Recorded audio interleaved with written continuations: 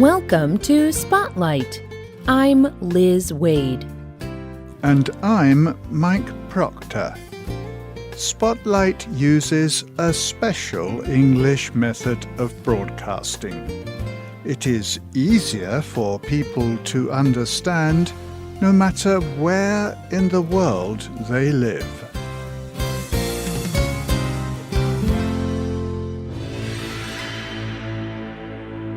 A young man is trapped on a mountain. He is alone. A young woman is lost in a forest. She is also alone. Both face death. And both work hard to survive. Today's spotlight is on these two young people and how they survived extreme accidents.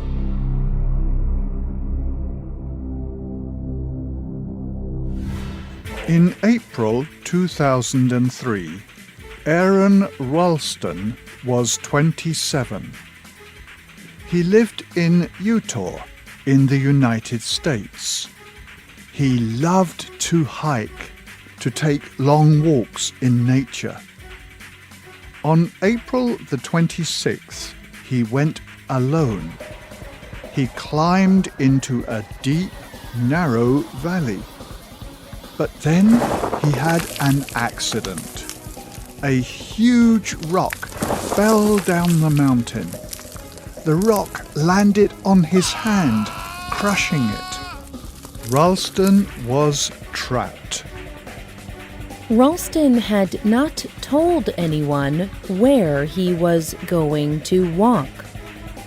So he knew that no one would be searching for him. People did not usually hike in the area. He knew that he would die if he could not free his hand. He tried to move the rock. He wanted to release his hand. He tried very hard, but he could not move the rock. Finally, on the second day, he considered cutting off his arm. But he only had a small knife. It would not cut through the bones in his arm. He struggled to escape for 5 days. By then, he had no more water to drink. He was very weak, and he could not think clearly. He thought he was going to die. So he wrote his name on the side of the mountain. And he recorded a final message for his family. Then he went to sleep. The next morning, he was still alive. He was very surprised. Suddenly, he had new energy. He had a new idea. He decided to use his own body weight to break the bones in his arm. Then he cut off his hand with his small knife. It took him a long time to cut his hand off, and it was very painful. But at last he was free. But Ralston was still not safe. He was almost 13 kilometers from his car, and he had no telephone. So he had to go and find help. He climbed down a 19-meter mountain wall. Then he started to walk out of the valley.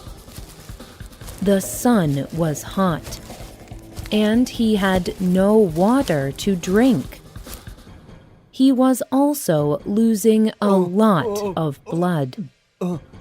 But then he found a group of people.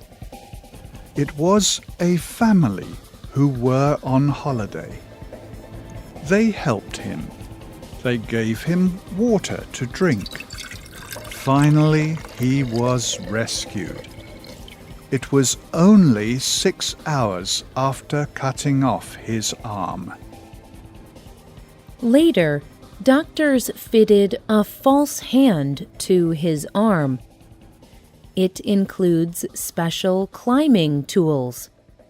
So Ralston can still go climbing. He has climbed many mountains since the accident. But now, he always tells people where he is going.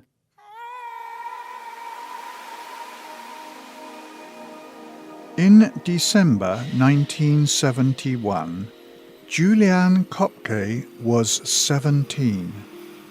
She and her mother were flying home for Christmas. The airplane was over Peru, but the airplane flew into a very bad storm. The airplane went up and down, then lightning hit it. The engines stopped, and the airplane began to fall towards the ground. When it was 3 kilometers above the earth, it broke into pieces. Kopke was still tied into her seat. She fell through the air alone. All she heard was the noise of the wind going past her ears. Then she hit the ground very hard. The seat saved her from being killed, but she suffered a broken bone in her chest. She had deep cuts on her body, and she could not open her right eye. Kopke had landed in the Amazon rainforest. She looked for her mother, but she could not find her. She heard rescue airplanes above the trees, but the forest was very thick, so she could not see the airplanes, and rescuers could not see her. But Kopke knew how to survive in the forest environment. Her parents were scientists. They studied birds and animals that lived in the rainforest. And Kopke had lived in the rainforest with her parents. She found a very small river, and she began to walk in it.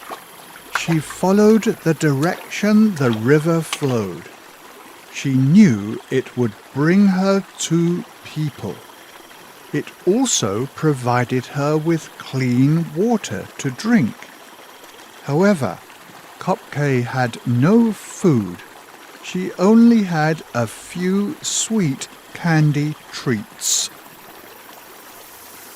She avoided snakes by walking in the water, but she could not avoid insects. They bit her a lot, and the bites became infected. It was very hot and wet in the day, and it was very cold at night. By the 10th day, Kopke was very weak and very lonely. She began walking near a larger river. Then Kopke saw a big boat. She thought she was dreaming. She went to touch the boat. It was real. Near the boat was a shelter. This discovery gave her new hope. She knew there must be people in the area. Several hours later, some men returned to the shelter. They worked in the forest, cutting trees. They cared for her injuries, and they gave her food. The next day, they took her down the river to find help. The boat trip took 7 hours. Kopke's father was waiting for her. They held each other. They still did not know if Kopke's mother was alive. There had been 92 passengers and crew on the airplane. Later, they discovered that Kopke was the only survivor of the crash. More than 40 years later, Kopke spoke to reporter Tom Littlewood. She told him, I had bad dreams for many years. The sadness about my mother's death and that of the other people came back again and again. The thought, why was I the only survivor, never leaves me. It never will. Kopke now lives in Germany. She returns to Peru every year. She loves the rainforest, and she works to protect it. Ralston and Kopke both had advantages in these situations. They were both young and strong. They both had experience being in wild places.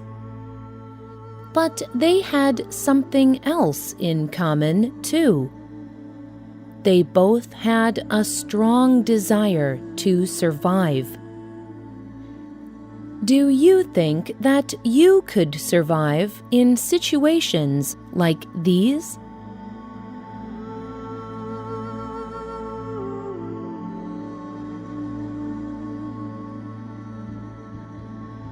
The writer of this program was Joy Smith. The producer was Nick Mangels.